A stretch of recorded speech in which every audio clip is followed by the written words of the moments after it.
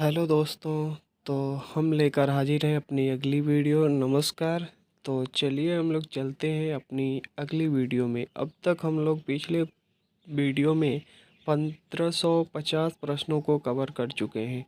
यदि आप नहीं देखे हैं तो जाकर बिल्कुल उन्हें देखें, क्योंकि इसी से आपको पता लगेगा कि किस टाइप के क्वेश्चन आएंगे। और रिपीट क्वेश्चन जो होते हैं तो आप उनसे जल्दी से टिक करके और आगे बढ़ के अपना समय बचा पाएंगे। आप इसी वीडियो में देखेंगे कि कितने प्रश्न जो हैं रिपीटेड पूछे जा रहे हैं। तो इसी से आप सोच सकते हैं कि यदि पूरा फिजिक्स, केमिस्ट्री और बायोलॉजी और कंप्यूटर का सेगमेंट यदि आप तैयार कर लेते हैं तो गारंटी है कि 25 में से 15 क्वेश्चन तो इसी में से मिलेंगे आपको। तो चलिए हम लोग चलते हैं अपने क्वेश्चन पर। और आपको इससे रिक्वेस्ट है कि सिर्फ आपसे और कुछ नहीं हम लोग चाह करते हैं, सिर्फ और सिर्फ एक सब्सक्राइब लाइक की चाह करते हैं और शेयर की। तो प्लीज़ लाइक सब्सक्राइब करना ना भूलें। चलिए हम लोग चलते हैं अपनी अगले क्वेश्चन पे।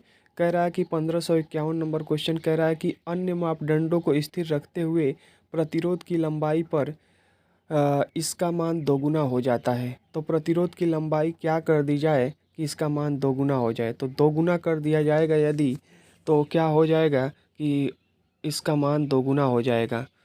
तो ऑप्शन नंबर क्या हो जाएगा, बी। क्योंकि आर इज इक्वल टू होता है, आर इज इक्वल टू होता है रो एल अपॉन में ए। तो कह रहा है कि लंबाई को यदि क्या कर दिया जाए, इसको दोगुना कर दिया जाए तो इसी के अनुक्रमानुपाती है, तो आर भी दोगुना हो जाएगा, यही पूछ रहा है। अगला क्वेश्चन कह रहा है कि समांतर क्रम में संयोजित 10 ओम और 40 ओम के दो प्रतिरोधों का निवल प्रतिरोध कितना होगा। मतलब क्या करना है, आपको निकालना है 1/10 और प्लस 1/40। इनको 1/40, इनको क्या करना है, सॉल्व करना है। 1/r का मान निकल जाएगा। समांतर क्रम में ऐसे ही निकालते हैं तो हमारा लॉस हो जाएगा 40, और भाग देंगे 10 का तो 4 आएगा, तो ऊपर 4 बच जाएगा, और 40 से भाग देंगे तो 1 आ जाएगा। मतलब कि 5/40 आ जाएगा। 5 से काटेंगे तो कितना आ जाएगा, 5×9 = 40, मतलब 8 होम। ऑप्शन नंबर सी इसका सही जवाब हो जाएगा। इसका क्या सही जवाब होगा, ऑप्शन नंबर सी। अगले क्वेश्चन पे चलते हैं। कह रहा है कि एक चालक का प्रतिरोध ताप ताप में परिवर्तन से लगभग अप्रभावित रहता है। यह चालक का बना होता है, तो किसका बना होता है। तो ऑप्शन नंबर ए, मैग्नीन का। मैग्नीन का बना होता है। ऑप्शन नंबर ए इसका सही जवाब होगा। तो चालक का प्रतिरोध तापमान में परिवर्तन से लगभग अप्रभावित किसका रहता है, तो मैग्नीन का। जबकि एल्युमिनियम का, चांदी का प्रभावित होता है, निकेल का भी। तो ऑप्शन नंबर ए इसका सही जवाब होगा। अगले क्वेश्चन पे चलते हैं। कह रहा है कि समांतर क्रम में संयोजन में संयोजित कई प्रतिरोधों के लिए निम्न में से कौन सा कथन सत्य है। तो कह रहा है पहला ऑप्शन है, पहला विकल्प है कि सभी प्रतिरोध दो दिए गए बिंदुओं के बीच संयोजित हैं। हाँ, दो दिए गए बिंदुओं के बीच संयोजित है। अभी हो सकता है आगे दिया हो फिगर या कुछ। कह रहा है कि परिपथ में, दूसरा ऑप्शन है कि परिपथ में तुल्य प्रतिरोध विष्ट प्रतिरोध से अधिक होता है। हाँ, परिपथ में तुल्य प्रतिरोध जो होता है वह विष्ट प्रतिरोध से अधिक होता है। अधिक तो नहीं होना चाहिए, कम होना चाहिए। आगे देखते हैं। प्रतिरोध टर्मिनलों के बीच विभवांतर समान होता है। प्रत्येक प्रतिरोध के टर्मिनलों के बीच विभवांतर समान होता है। नहीं, ऐसा तो श्रेणी क्रम में होता है। तो इसका ऑप्शन नंबर हो जाएगा इसका सही, ऑप्शन बी हो जाएगा। मतलब 1 और 3 सही हो जाएगा।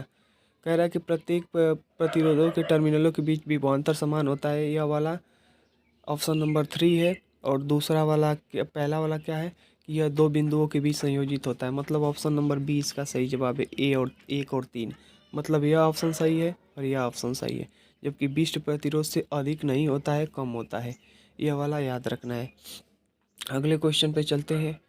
अगला क्वेश्चन कह रहा है कि 2200 वाट का एक इलेक्ट्रिक टोस्टर 220 वोल्ट पर संचालित होता है। कुंडली का प्रतिरोध कितना होगा। तो प्रतिरोध ज्ञात करने के लिए फॉर्मूला होता है कि W/V। W/V जब हम करेंगे तो हमारा कितना आ जाएगा हो, तो 22 ओम आ जाना चाहिए। ऑप्शन नंबर क्या हो जाएगा, डी। तो प्रतिरोध हम लोगों को ज्ञात करना है, या तो इस वाले फॉर्मूले पर या ज्ञात कर लीजिए, P = V²/R। तो R निकालने को पूछ रहा है तो R यहाँ चला जाएगा, P नीचे आ जाएगा। तो वी स्क्वायर मतलब कि 220 वोल्ट गुणे 220 वोल्ट और बटा 2200, तो भाग देंगे तो आ जाएगा कितना, कट के पूरा कितना आ जाएगा, ऑप्शन नंबर डी 22 ओम आ जाएगा। इस वाले फॉर्मूले पे लगाइएगा, ठीक है। जब ऐसा दिया हो, शक्ति दिया हो और वोल्ट दिया हो, तो वी स्क्वायर अपॉन में पी वाले फॉर्मूले पर देखिए, यहाँ पे दिया होगा एक्सप्लेनेशन, यहाँ पे देखिए P is equal to V square upon में आर वाले फॉर्मूले पे। अगला कह रहा है कि 4 ओम प्रतिरोध प्राप्त करने के लिए 12 ओम के कितने प्रतिरोधों को समांतर क्रम में संयोजित करना चाहिए। तो कितना ऐसा करें कि हमको क्या प्राप्त हो जाए, तो 12 प्राप्त हो जाए। तो 12 प्राप्त करने के लिए 3 प्रतिरोधों को क्या करना पड़ेगा, समांतर क्रम में संयोजित करना पड़ेगा। ऑप्शन नंबर ए इसका सही जवाब होगा। हाँ, आगे चलते हैं, अगले क्वेश्चन पे चलते हैं। अगला क्वेश्चन कह रहा है कि किसी पदार्थ की प्रतिरोधकता पर निर्भर करती है। तो किस पे निर्भर करती है, तापमान पे। मतलब तापमान ज़्यादा और कम तो प्रतिरोधकता प्रभावित होती है, याद रखेंगे। तापमान बढ़ाने पर प्रतिरोधकता जो होती है उसका मान घट जाता है, क्योंकि उनमें गति तेज़ी से हो जाती है। इलेक्ट्रॉनों में इलेक्ट्रॉन गति से तेज़ी से गति करेंगे तो प्रतिरोधकता कम हो जाएगी। कह रहा है कि जब किसी तांबे के तार में 0.4 एम्पियर की धारा प्रवाहित होती है तो इसके सिरों पर विभवांतर 2 वोल्ट है। तो तार का प्रतिरोध है। तार का प्रतिरोध निकालने के लिए हम लोग निकाल लेंगे R is equal to V upon में आर, वी अपॉन में आई। तो 10.4 से भाग दे देंगे, 20 तो 5 आ जाना चाहिए। ऑप्शन नंबर कहाँ पे दिख रहा है, 5 ओम, ऑप्शन नंबर सी। ओम वाला नियम पे लगेगा R is equal to V upon में आई पे, ठीक है, इसी वाले पे। तो भी में बी दिया है 2 और आई दिया है 10.4, तो भाग देंगे तो आ जाएगा 5 ओम। कह रहा है कि प्रत्येक अगला क्वेश्चन कह रहा है कि प्रत्येक 9 ओम के 3 प्रतिरोध समांतर क्रम में संयोजित है। तुल्य प्रतिरोध ज्ञात करिए। तो 1/9 1/9 1/9 को क्या करेंगे, जोड़ देंगे। 909 हो जाएगा, 3 ऊपर हो जाएगा, 3 से भाग देंगे, 3 3 9, 3 ओम आ जाएगा। Option number C. देखते मंतर आप उड़ा देंगे ऐसे क्वेश्चन को। अगला क्वेश्चन कह रहा है कि निम्नलिखित में से कौन सा कथन सत्य है। तो कौन सा कथन सत्य है, तो कह रहा है कि पदार्थ की प्रतिरोध, पहला ऑप्शन है, पदार्थ का प्रतिरोध तार की त्रिज्या के अनुक्रमानुपाती होता है। नहीं, त्रिज्या के अनुक्रमानुपाती नहीं होता है, क्षेत्रफल के व्युत्क्रमानुपाती होता है और यल के अनुक्रमानुपाती होता है। अगला कह रहा है कि तार का प्रतिरोध तार की लंबाई के व्युत्क्रमानुपाती होता है। नहीं, अनुक्रमानुपाती होता है, ये भी गलत है। कह रहा है तीसरा कि तार का प्रतिरोध इसकी लंबाई के अनुक्रमानुपाती होता है। हाँ बिल्कुल, आर इज इक्वल टू क्या होता है, रो एल अपॉन में ए। तो यल के अनुक्रमानुपाती हुआ ना आर, यही पूछ रहा है, तो ऑप्शन नंबर इसका सी हो जाएगा। अगले पे चलते हैं। अगला कह रहा है कि यदि तार की लंबाई दोगुनी कर दी जाए तो तार के अनुप्रस्थ काट का क्षेत्रफल आधा कर दिया जाए तो पदार्थ की प्रतिरोधकता पर क्या प्रभाव पड़ेगा। तो यह क्या होगा, अपरिवर्तित रहेगा। ऑप्शन नंबर क्या है, डी होगा इसका सही जवाब। कह रहा है कि तार की लंबाई को दोगुना कर दिया जाए, अनुप्रस्थ काट क्षेत्रफल को आधा कर दिया जाए। मतलब यही कह रहा है कि ये जो आर इज इक्वल टू होता है रो एल अपॉन में ए, तो इसको क्या करिए कि हाफ कर दीजिए और इसको क्या करिए, दोगुना कर दीजिए। तो जब आप इसको हाफ कर देंगे, उसको दोगुना कर देंगे तो कोई प्रभाव नहीं पड़ेगा, क्योंकि ये जो 2 है ना, ये थोड़ा सा ऊपर जाएगा और 2 से 2 कट जाएगा, इसीलिए कोई प्रभाव नहीं पड़ेगा। अगले क्वेश्चन पे चलते हैं। अगला क्वेश्चन कह रहा है कि दिए गए परिपथ में 4 ओम प्रतिरोध के टर्मिनलों के बीच विभवपात ज्ञात करिए। तो 4 ओम के बीच विभवपात ज्ञात करना है। तो पहला काम क्या करेंगे कि दोनों को जोड़ लेंगे। तो दोनों को जोड़ेंगे तो हमारा कितना आ जाएगा, 10 आ जाएगा। तो 10 आ जाएगा, 10 ओम। तो 10 ओम से धारा निकाल लेंगे। तो धारा निकालेंगे तो 5 में क्या करेंगे, 10 का भाग दे देंगे।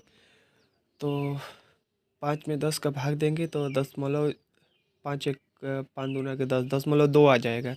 अब 10.2 का क्या करेंगे, विभवपात ज्ञात करना है। तो भी इज इक्वल टू क्या होता है, आई आर होता है। तो अभी आया था 0.2 एम्पियर और 2 में क्या करेंगे, 4 ओम के बीच पूछ रहा है ना, तो 4 से मल्टीप्लाई कर देंगे। तो 4 दूना के 8 आ जाएगा। 10.8 कहीं पे दिया है, 10.8 नहीं दिया है, ओ सॉरी, श्रेणी क्रम में था तो 10 था, सही था। भाग देने पे 10.2 आया। 10.2 दशमलव 2 ही आएगा ना। दशमलव इसमें तो सॉल्व किया है 0.5। अरे 10 में भाग देंगे 5 का, तो 5 दूना के 10, सॉरी ऐसे भाग देना है 5/10, तो नहीं भाग जाएगा तो दशमलव लगेगा, जीरो बढ़ेगा तो 5×10 = 50, 5 ही आएगा। सॉरी 2 आ रहा था, मेरा गलती से वही हुआ था। तो 5 का 4 में मल्टीप्लाई करेंगे तो 5 चौका 20 होगा, और 20 में एक अंक पर दशमलव लगा देंगे, मतलब कि 2 वोल्ट। अगला क्वेश्चन सही था, वो बस गणना में थोड़ी सी मिस्टेक हो गई थी। अगला क्वेश्चन कह रहा है कि 2 ओम के प्रतिरोध वाले 3 प्रतिरोधों को श्रेणी संयोजन का प्रभावी प्रतिरोध निम्नलिखित में से कितना होगा। 2 ओम के 3 प्रतिरोध है, श्रेणी में है तो 6 हो जाएगा। इसका ऑप्शन नंबर बी हो जाएगा सही। अगले पे चलते हैं। अगला क्वेश्चन कह रहा है कि 10 ओम, 15 ओम, 30 ओम के 3 प्रतिरोध श्रेणी क्रम में संयोजित है, संयोजन का प्रतिरोध होगा। तो श्रेणी क्रम में है तो तीनों को जोड़ दीजिए, 30 और 25 कितना हो जाएगा, तो 55 के समथिंग आ जाएगा। Option number C. अगले क्वेश्चन पे चलते हैं। अगला क्वेश्चन देखेंगे क्या कह रहा है। अगला क्वेश्चन कह रहा है कि यदि 3 ओम, 2 ओम और 6 ओम के प्रतिरोध समांतर क्रम में संयोजित है तो उनके संबंध में निम्नलिखित में से कौन सा कथन सत्य होगा। तो प्रतिरोधों का विभवांतर क्या होगा, बराबर होगा, क्योंकि समांतर क्रम में है तो उनका जो प्रतिरोधों का विभवांतर होगा वह क्या होगा, बराबर होगा। ऑप्शन नंबर ए इसका सही जवाब होगा। अगले क्वेश्चन पे चलते हैं। कह रहा है कि किसी चालक का प्रतिरोध इनमें से किस पर निर्भर नहीं करता है। तो किसी चालक का प्रतिरोध चालक में प्रवाहित होने वाली धारा पर निर्भर नहीं करता है। ऑप्शन नंबर क्या हो जाएगा, यही डी हो जाएगा। धारा पर निर्भर नहीं करता है, क्योंकि ये फॉर्मूला होता है R = रो एल अपॉन में ए। तो इसमें धारा कहाँ दिख रही है, नहीं धारा दिख रही, तो प्रतिरोध किस पे निर्भर नहीं करेगा, धारा पर निर्भर नहीं करेगा, जबकि अनुप्रस्थ काट के क्षेत्रफल पर, तापमान पर, लंबाई पर निर्भर करेगा। अगला क्वेश्चन देखते हैं। कह रहा है कि 8 ओम, 12 ओम, 24 ओम के प्रतिरोध समांतर क्रम में संयोजित है, तो इसका लॉसा 24 हो जाएगा। और 24 में क्या करेंगे, 8 से भाग देंगे 3 आ जाएगा, और 12 से भाग देंगे तो 2 आ जाएगा, 3 तो 5 हो गया, और 24 से भाग देंगे तो 1 आएगा, 5 1 6 हो गया। अब 6 से क्या करना है, इनमें 24 में भाग देना है, तो 6 चौका 24, 4 ओम आ जाएगा। Option number B.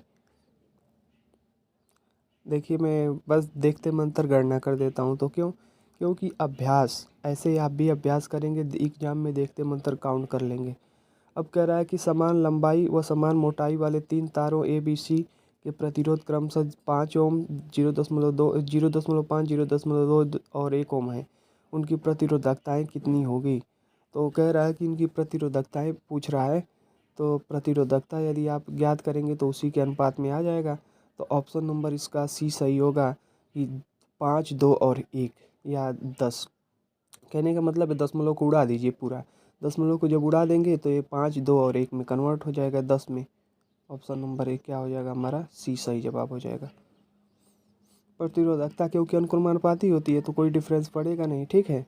आगे चलते हैं, अगला क्वेश्चन देखते हैं। कह रहा है कि 2, 3 और 6 ओम के 3 प्रतिरोधों को श्रेणी क्रम में संयोजित है, प्रतिरोध कितना होगा, 6 3 9, 10 11 11 ओम। Option number A. अगले क्वेश्चन पे चलते हैं। अगला क्वेश्चन कह रहा है कि यल लंबाई तथा ए अनुप्रस्थ काट के क्षेत्रफल वाले तार का प्रतिरोध 0.5 ओम है। समान पदार्थ से निर्मित समान लंबाई एल और 2a अनुप्रस्थ काट क्षेत्रफल वाले तार का प्रतिरोध होगा। तो इन दोनों को निकालेंगे तो प्रतिरोध हमारा कितना आ जाएगा हो, तो रो एल अपॉन में ए होता है, अनुप्रस्थ काट क्षेत्रफल वाले तार का प्रतिरोध दे दिया है। यदि 2 उनका अनुप्रस्थ काट क्षेत्रफल हो जाए तब प्रतिरोध पूछ रहा है। तो इसके लिए जब हम सॉल्व करेंगे तो ये हमारा आ जाएगा ऑप्शन नंबर बी 0.25। कैसे, तो देख लीजिए यहाँ पे सॉल्व किया है कि क्या किया है, R1/R2 और A1/A2 कर दिया, क्योंकि रो से रो कट जाएगा, रो का कोई मतलब नहीं है। फिर R1 का मान दे दिया कि 0.5, R2 पूछा है, पहले A था अब 2A हो गया है, तो 2A से ए से ए कट जाएगा, आ जाएगा 2, 2 में 0.5 का भाग दे देंगे, 1/R1 निकल जाएगा, 1/R1 से फिर उसके 1/R2 से फिर R2 निकाल लेंगे तो 0.5/2 भाग देंगे तो कितना आ जाएगा 0.25। अगले क्वेश्चन पे चलते हैं। अगला क्वेश्चन कह रहा है कि तीन समान प्रतिरोधों जिनका मान 6 ओम है तो एक दूसरे से समांतर क्रम में जुड़े हैं, तो समतुल्य प्रतिरोध तो 1/6 1/6 1/6 को 3 बार में जोड़ लेंगे, 6 लसा हो जाएगा, ऊपर 3 हो जाएगा, 3 से भाग देंगे 2 आ जाएगा, ऑप्शन नंबर बी। अगले क्वेश्चन पे चलते हैं। कह रहा है कि 2 ओम के प्रतिरोध 2 ओम के 2 समान प्रतिरोध समांतर रूप में जुड़े हैं। यह संयोजन 10 ओम के प्रतिरोधों से जोड़ा जाता है तो संयोजन का समकक्ष प्रतिरोध के बराबर होगा। कह रहा है कि 10 ओम के 2 प्रतिरोध हैं और समांतर क्रम में जुड़े हुए हैं, उनको एक और तीसरे प्रतिरोध से जोड़ा जाता है। तो पहले 1/10 और 1/10 को समांतर में है तो इनको जोड़ लेंगे, समांतर को हल कर लेंगे तो 10 लसा हो जाएगा और 2 ऊपर हो जाएगा, तो 2 से भाग देंगे तो 5 आ जाएगा, 5 और 10 15 हो जाएगा, ऑप्शन नंबर सी इसका सही जवाब हो जाएगा।